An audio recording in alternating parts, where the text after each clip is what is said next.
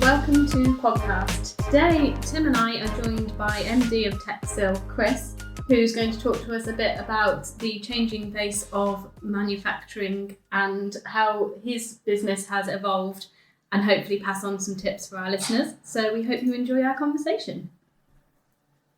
So thanks for joining us today, Chris. So if we could start off with you just telling us a bit about Techsil and what the company does, and yourself as well. Okay, so Techsil was formed in 1989 and I joined in 2008, sorry. Yeah, I joined in 2008. Been going about 36 years. And started off as a small business, just doing a few silicones. And I've actually got a copy of the first order that was taken, which I framed. And now it's a much bigger company, selling all over the world and distributing technical silicones and other adhesives and tapes for mainly automotive, aerospace and defence and general manufacturing applications. Excellent. So have you been based in Bidford all that time? Yes, we have, yeah. And we take a very technical approach to the business. We know a lot of customers are not experts in adhesives, and we try to be that expert for them. And it's very much a problem-solving approach that we have. And if we get a customer, we tend to keep them for 10 years or longer. So that's kind of the approach we have. Yeah, we try to do that with most of our clients. Are long-term, I think we'd be happy for like 8 years plus, which I suppose is quite unusual for what we do. But, and we see it more as a partnership with the customer. Yeah. And we'll take them from the design stage all the way through to production and advise on all the elements in between. Yeah. So what do you find makes Bidford a good place to have kind of set down the roots, or does it, because you're kind of exporting, does it not really matter where in the country you are based? I don't think it matters where you are. We're not a million miles from Birmingham, and it is an engineering centre of the UK. Yeah. And you can get anywhere from around here. So I have a colleague who's based down in Cornwall, and every trip they make it has to be planned properly, and it's a big hike. In the Midlands, you're in a good position. You can get anywhere in a couple of hours generally. So to move on then to looking at your product offerings, so how do you sort of tailor the products that you sell to meet the evolving need of your audience? Well, we do a lot of product customization and kitting. It's quite important. So these big chemical manufacturers have huge plants, and we draw products from Japan, Germany and North America, and some from the UK. But these plants are measured in acres. They're huge, and they want to make materials by the tons, but customers want to buy by the grams. So we will bring product in, I don't know, half a ton here, a ton here, that kind of thing, in bulk packaging, and then we'll customise that into bespoke packaging for the customer. So we have a customer in Somerset, a big electronics customer. They got a machine that takes 30cc cartridges, and we put it in these 30cc cartridges for them. And then we have another customer who wants it in, it's an aerospace customer, and they want it in 5 litre packs, and we'll pack it into 5 litre packs for them. Yeah. And we have a repack license from the manufacturer, which means we can repack under their brand and under their warranty, and they come and audit us. Right. And that gives the customers confidence that we know what we're doing. Yeah. So we're an authorised repacker, if you like. But that customization is really important. And then with tapes, you might buy a big log, and then you have a slitting machine and you slit it to the customized width that the customer wants. One customer wants 12 mil, one customer wants 50 mil, one customer wants 3 mil. But we'll do that. So it's kind of, I suppose, transitioning from bulk down to a customized offering that the customer wants. Yeah. So I'd say you sell online as well. Is that more for a small scale? Well, it's a really interesting story actually, because a few years ago, when the online buzz began to happen, we thought we'd dip our toe in it. And like a lot of companies, we have 800 live customers, but we have a long tail of small customers spending £50 and £60, and we do get a lot of private individuals saying, I need a glue to repair something in the home, a lamp that's got broken or something. What glue would you recommend? And they want to spend £10 or something to do this repair. So we thought if we created a website, we could push the tail of smaller customers onto the website. Yeah. We made it very much a B2B website. And so we tried that, but it's not really what happened. What we found happened was a lot of companies found us online and started to buy online. Right. And we started, although it was aimed at small orders, we've had people placing orders for over £1,000 online. Yeah. And we get people from America finding us, and people from Taiwan finding us, and people from South Africa finding us online and placing quite big orders. The advantage is we get paid early because they pay by credit card, and sure. Pay at the time it's not a cash flow issue. So that's been really interesting. The other thing is, when you look at customer profiling, there are some online customers who don't want to talk. They think they know what they want to buy, and they don't want to interact with any salesperson or anybody to deflect them. And they're in a hurry, and they just want to, I know I need this. This is what I want. I'm going to buy it. Mm-hmm. And then stock availability becomes king. If you've got it in stock now, can deliver today or tomorrow, they're happy. Yeah. If you say you've got to wait 6 weeks, it's coming in from Japan or something, they're not happy and they won't wait. They're impatient. Mm-hmm. And they'll go and find another website to try and find where stock is available. Yeah. And then the other interesting thing is, I read a statistic just a couple of weeks ago that the Gen Zers and the millennials are now in purchasing decision-making roles. Yes. Yeah. And 64% was a statistic that stood out to me. 64% of these purchasing people who are millennials and Gen Zers are using digital sources to do their purchasing. Yeah. They've grown up with it. Yeah. So that's probably where they're most comfortable. Yeah. Yeah. So it's a big part of the future. And we've got a department of 4 now, just on e-commerce. Business unit, if you like. And we keep investing on it, and we keep improving the site and looking at new features that we can add in, and just improving the whole experience. Yeah. So I think it's a big part of the future. Yeah, definitely. I mean, a lot of companies like to be able to think they can build it and forget it. Yeah. And they don't realise that websites are a constantly evolving thing. Yeah. And it always needs attention to stay ahead of what everybody else is doing. For sure, yeah. Customer journeys are always evolving, so you need to make sure that you're catering to what people want now and where they're finding you now, and keeping that consistent as well. Yeah. It's like the LinkedIn as well. One of our suppliers did a course on how to do digital marketing through LinkedIn. Yeah. They had similar set of statistics, but they said before any meeting now, people are doing due diligence and checking you out on LinkedIn before agreeing to any meeting. Yeah, social proof. Yeah, and your LinkedIn profile needs to look professional. Yeah. It's so important now. And it needs to be used and updated, and there needs to be current content on there, and so that it looks as if you are active and in those places, which is sometimes it gets more and more difficult to do when that's not actually a core part of the business. Finding the time to actually spend on marketing and being everywhere that you need to be can be a challenge for businesses, especially in the manufacturing sector, we find, where it's not always something that comes naturally to them or they're comfortable doing. Yeah. Well, last week I had a supplier put some prices up to me in a very formal letter. It was a cardboard supplier. And I reached out to the guy on LinkedIn, and he accepted my invitation. And I wrote to him and said, "What's going on with this price increase? I'm not accepting it, blah, blah, blah." We had quite a matey exchange on LinkedIn, and he dropped his price 2.5%. So I felt that was a little win. The return on investment was good with that at the time. So people working with people again, isn't it? But I felt like the email was so formal.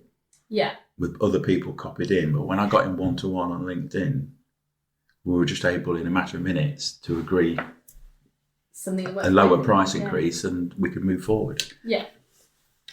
So, wanting to have a chat with you about Techsil's expansion. I know you mentioned when you arrived today that you were heading off to another another location that you've just been acquiring. So is that kind of constant program of acquiring is it the Viking industrial products that you're heading off to? Yeah, so we acquired Viking Industrial Products in the very end of December, so really effectively 2nd of January in Anger. And they're based in Keighley, West Yorkshire, and they're a 3M approved distributor. And that was the attraction, really. And they've also got an established e-commerce site. And so I spent 2 days in West Yorkshire and I spend 2 days a week in Bidford. Right, so you're spreading yourself across the country now then? I am, yes. So is that how you're kind of progressing, is to sort of acquire other companies, and that helps you kind of grow? Yeah, so we've got a two-pronged approach. We've got organic growth and then we've got the growth by acquisition. Yeah. And 3 years ago we were sold to Diploma PLC, and we've more than doubled our size in the last 3 years. Wow. Yeah. So we've done 4 acquisitions in the last 3 years. That's impressive. Yeah. And busy, no doubt. Yeah. And we're just lining up one now at the moment. I tried to do one in Germany, another one in Germany last year, and that's on hold at the moment. I think we will do it, but the owner wants to continue to run his business for a little bit longer until he's ready to retire, because he's only 58. I think he's targeting 60. But we will get that one. But I'm just targeting one on the outskirts of Paris at the moment, which would be quite interesting. So that would be taking it international. Yeah. So you're going to go visit them because you're off to the Paris Air Show, aren't you? Yeah, we're doing the Paris Air Show in June, which is the first time we've done it. But 25% of our business is in the aerospace market. All right. And we visited it the last 2 years, so this year we've taken the plunge to exhibit. So I'm quite interested to see how that works out. So you've normally stuck to UK exhibitions. So which ones are the essential ones for you, do you think? We've done a few fast exhibitions. We've done the Southern Manufacturing. And we did the sign and digital this year because we have a product group specifically for the sign industry. Okay. And that seemed to go quite well. So, yeah. I'm not a big fan of exhibitions anymore. I think they are... I think the digital marketing is now more important. If you've got something exciting and new to tell people, you can't say, I'm going to launch it in 3 months' time at the exhibition. I think you need to get the message out there now and tell people. Yeah. And especially in adhesives, if you've got something like at the moment, there's a big push on biocompatibility and sustainable source, because they are chemicals at the end of the day. And manufacturers are bringing out new sustainable products and biocompatible products, and getting those messages out is really important, and reaching as many people as you can. I mean, you can do a mailer out now. We've got a very good database that we've built up over the years. I think it's over 30,000, of which more than 50% are engineering people. Yeah. So designers and people who are involved in mechanical engineering, that kind of thing. And getting that message out to that many people, digital methods are the best. Yeah, which is the most important channel. Do you find it's LinkedIn or We do quite a bit on LinkedIn, but we do a lot of direct marketing, and we segment quite down. So we segment into the automotive group, we'll segment into the aerospace group, we'll segment into electronics, we'll segment into appliances, we'll segment into sign and digital, that kind of thing. And then we'll target those with more bespoke mailers. Yeah. Where instead of hitting 30,000 people, you're hitting the key targeted core of 2,000 people, something like that. With information relevant to them. Yeah. So I guess you've got a fairly impressive CRM then. Yeah, we've got the Business Central 365 one, which is their version of Salesforce, which a lot of people have. But that's kind of the market go-to, isn't it, really, Salesforce? But our ERP is also the Business Central 365, so we've got a CRM that would match the ERP. Yeah. So we don't have two separate integrations are interesting, especially if you've got legacy systems kicking around the place. I mean, if you find a lot of people who've got one thing that won't talk to the other thing, and it'd be really great if it does, and it's quite a leap to actually switch platforms. Oh yeah, there were a few tears on the journey along the way. Yeah. So how about the sort of economic climate at the moment, and obviously tariffs and all those sorts of things, have they hindered your acquisition growth? Have they made any difference? It's tough. It's tough out there. There's a lot of headwinds. The Trump tariff affects Techsil. Yeah. We buy products from Japan, so certificate of origin is Japan, so it's not the British rate of 10%, it's a Japanese rate of 34%. Right. We also ship into Mexico and Brazil, but Mexico and Brazil's end customers are in America. Yeah. So if there's tariffs on the Mexican products and the Brazilian products, that affects what we're doing. We get affected by world events. The Houthis in the Arabian Sea and the Suez area, that affected us because that affected products going into Tesla Berlin, and Tesla Berlin is indirectly a customer of ours through another couple of people in the supply chain, and when their demand falls, it goes through the supply chain and our demand falls. Yeah. So if there's other businesses listening that are facing the same problems, what would be your tips for them? Ride it out. Yeah. I think we've got to ride it out, especially this tariff situation. It's changing all the time, isn't it? It's every day it's changing. Yeah. And I noticed China dropped big yesterday. China's a big market for us. We sell into, I think we've got 6 customers in the Shanghai region. Mm-hmm. You'd have thought they, like intuitively, people not in your industry would probably think that they're a pretty big exporter rather than importer of this sort of thing. Mm. So is it because of your stuff's particularly technically advanced? Yes, it is. And we do a lot of work on design specification. And in automotive in particular, the guys might test it for 3 years and they're planning 3 years ahead. Right. I mean, the only vehicles we've been designed in on have been electric vehicles. And I'm going back 5 years ago. Mm. But at the moment, they're planning for vehicles that will come into service in 2030, 2032, things like that. They're working very far ahead. And we do have some high performance technical materials. Our sealants are fantastic for keeping out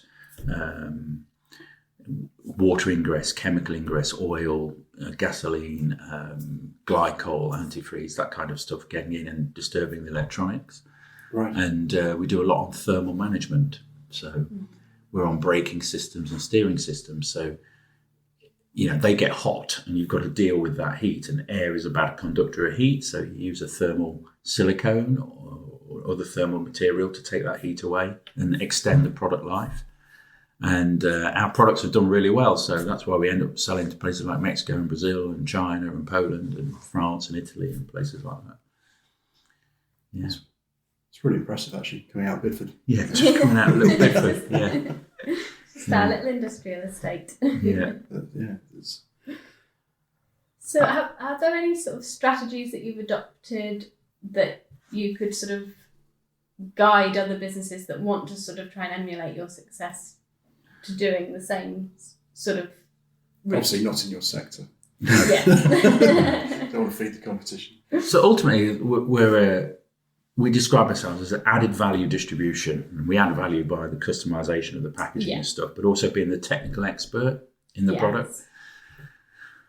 But what it all boils down to, we are a sales organisation, and I think one of the biggest challenges I found in my 16 years at Techsil is getting the people piece right.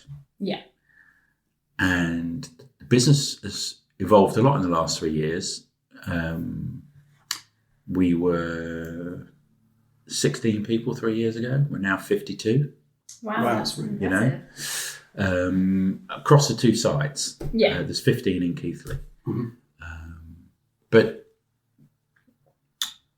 getting the people right and getting the sales people right and getting the messages right, it all comes down to the people. And if you get some wrong people in, it upsets the apple cart. Yeah. And if you don't get the right skills in, and that's the one thing I put a lot of effort into, and I don't get it right. If I get it right 50% of the time, I think I'm doing well. Mm. It's tough. Yeah, I mean, you can see from your website, the front page, that you'd spend a lot of screen space on pushing, looking after your workforce, equality, and all these sort of things, and as well as stuff like you mentioned before, like sustainability. And, Yeah. and all that sort of thing. So is that all part? Is that more of an inward facing thing or an outward facing thing? Is it more important to the people that you'd like to employ in your current employees, or is it something that you like to be able to show to like potential customers, for example? I think it's really important. I'm trying to keep the family feel in the business. And as the business grows, that's really difficult. But we celebrate the weddings, we celebrate the births of children, we celebrate in the summer, we have a party, we do a couple of charity events in the year. We do well-being. I signed up to this well-being ambassador program. So every month we have a well-being, messages come and talk about people. We've got helplines for that kind of thing. We've got some healthcare things that come through as well. I want to keep the family feel, because I think otherwise we just become an adhesive supermarket and we're a bit anonymous. And I think relationships are so important. And, the internal communications are really important. I can't deign that this thing goes out on time or gets packed on time with this label. The system has to do it, and people have to cooperate, and it has to kind of work. And if I get any chunks in the cogs, the cogs just stop moving. There's problems. Yeah. So, but trying to retain that family feel as you get bigger and you get more systems and more departments and things like that, it's tricky. Yeah, it's tricky. I mean, we're quite good at it because we're a very small team, but we have been working together. I mean, I've been working with Sara for 15 years now, and a couple of the guys that like 16 years and whatever. So again, it's quite unusual for a marketing company, because people tend to move around an awful lot. But I think it's possibly down to our sort of our family-friendly stance on stuff and willingness to promote work-life balance, which does help, and people do appreciate that. Well, working hours are changing as well. I mean, Sarah was talking to me about the school runs and things this morning, and you've got to be more flexible about that now as an employer. And I have a few part-time people who are doing school hours. They're working 10 till 2 and 10 till 3 and things like that. But it keeps really good people in the workforce if companies can be flexible. Yeah, and got their skills. And then also a lot of people with the digital economy are working different hours now, sometimes I'll sit down of an evening and just go on and do my emails for an hour and just get set for the next day, or think about what's happening in the next day or the next couple of days, and just have some thinking time and things like that. People do work different hours. Yeah, particularly if you're working with different time zones as well. Yeah. You've probably got people that you need to be kind of talking to late in our evening, which is their working day. And I've got one of my marketing employees, she's got young children, and it's quite clear that she's obviously put the children to bed about 7 o'clock, because at 9 o'clock I'll get 2 or 3 emails from her or something like that. And people are working different and scheduling their hours around different parts of the day. So we wanted to kind of finish up by asking you, obviously with us being a marketing agency, a lot of our audience is here for marketing tips, so we wanted to get yours. So for our listeners, what would you say is your most useful marketing channel? We've kind of already talked about the website, which is probably one of the biggest. I think e-shots, Yeah. e-campaigns are important for us because we've got a technical product, Mm-hmm. and we need to get that technical message across. Yeah. You need to use a lot of video and things for that. We don't really use video, but we use photos. Yeah. And we try to get humans in the photos. Yes. Because people want to look at people. And a tube of glue or a cartridge of glue is not very exciting. But if you can have somebody holding it or doing something silly with it, it's interesting. Yeah. We are dealing with engineers, but all our newsletters that we do a quarterly newsletter, things like that. It's the articles with a photo of people on that get opened the most. Yeah. Yeah. People like people, don't they? They do. Yeah. They do. We were talking to somebody at the automation show, and he said that they put out a lot of content, good technical content, solid business content. But he reckoned his most engaged with stuff was when they post about their air fryer Fridays. Yeah. And so, we're going to come around to your office and we'll join you for your air fryer Friday. Yeah. For our 25-year celebration, we got photos of several staff from 25 years ago, and then created a competition for people to guess who the staff were. Right. So mine was a baby photo. I'm so young. Yeah, absolutely. But that's our most successful thing ever that we've done. We've got the most interaction with all of them. All these fantastic, exciting products, and people want to look at baby photos of the staff. But we have a marketing mix, we do a bit of PR, we do a bit of advertising, we do a bit of exhibitions, we do the direct mails, we do LinkedIn. Yeah. So we mix it all up. That's key, is to do a little bit of everything rather than focus on one area. You need to be across the board. I think so, but I do think the email campaigns are probably the most successful, and we seem to get a good open rate. So that's good. So you're doing them well. Yeah. So then one last question to finish. Obviously, what everyone's talking about at the moment is AI. Yeah. So from our perspective, our kind of focus of AI is what it's doing to search visibility and how businesses are found online and how that's kind of changing.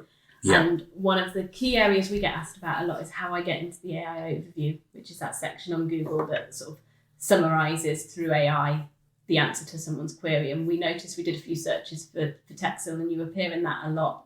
Is that something that you've deliberately worked on, or is that happening accidentally due to your content? I think it's happening accidentally because of our content. Yeah. But also we've got a shop, and Google likes you to have a shop. Yeah. So that they can, and we score well because of that, I understand. We're very aware about AI though, and we've started to use AI for helping with some of our marketing messages. Yeah. And but we are conscious that we need to sometimes customize the AI to get it in the right format. It never sounds quite human. No. It does need a tweak, a proper human touch on it to actually make it credible. Yeah. It does make life easier for businesses going forward because it makes things a lot more at their fingertips. You can, if you're using the prompts properly, it could start articles, it can start marketing messages, as long as you've got someone there that can, like we say, make that human again. Yeah. It needs to be embraced, I think, by companies going forward. Yeah. As long as it's used properly. Yeah. Yeah. And I do like it when people phone into Techsil and want Techsil to be open and approachable. Yeah. Because that family feel again. And if somebody reads something on AI, the action I want often from them is to contact us. Yes. Mm-hmm. By phone or email, but I need them to pick up, get in touch with us. Yeah, we have experimented with AI messengers on websites, and they're pretty successful, and they can answer a lot of questions. But it's at the point at which you say that's enough, and you need to speak to somebody with real human expertise, because they can only learn from what you've put online, and what's online is only part of what you know. Yeah. So it's just that thing, and also not pretending that it's a real person's important as well. So okay, this is actually a robot, because you don't want to try and fool people. Yeah. So indeed. Brilliant. Well, thank you very much for joining us this morning. It's a pleasure.